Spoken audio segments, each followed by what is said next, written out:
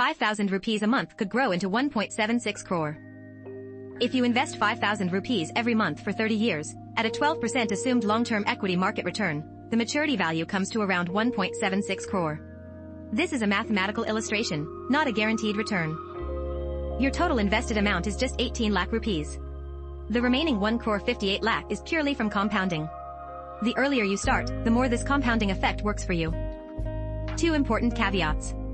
12% is a historical assumption for equity markets, not a promise. Actual returns vary, can be negative in any given year, and depend entirely on market conditions during your holding period. This is educational content only, not investment advice. Always consult a SEBI-registered advisor. Everyone says invest in SIPs. SIP stands for Systematic Investment Plan. It is just a method, not a product. You set up an auto debit for a fixed amount every month, and that money buys units of a mutual fund scheme automatically. That is the entire mechanism. The clever part is what happens when prices change. Same amount, different prices means you buy more units when the NAV is low, fewer units when high. Over time this averages your purchase cost.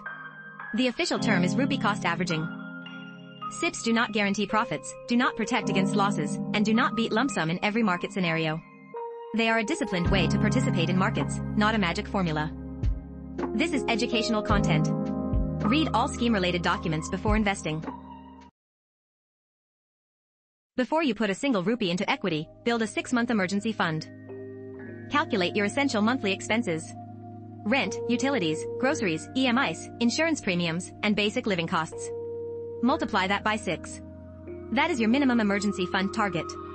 For families with dependents or single earners, consider 9 to 12 months. This money should sit in instruments you can access quickly without market timing.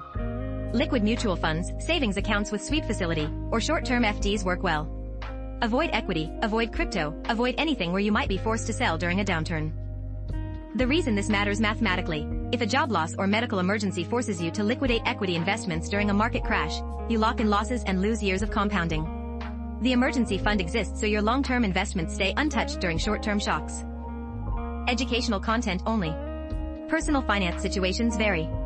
Consult a qualified financial planner. How much do you actually need to retire? A common rule of thumb in personal finance is the 25 to 30 times rule.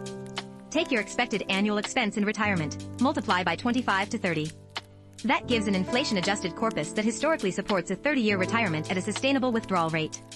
The exact multiple depends on your risk and longevity assumptions. Apply it.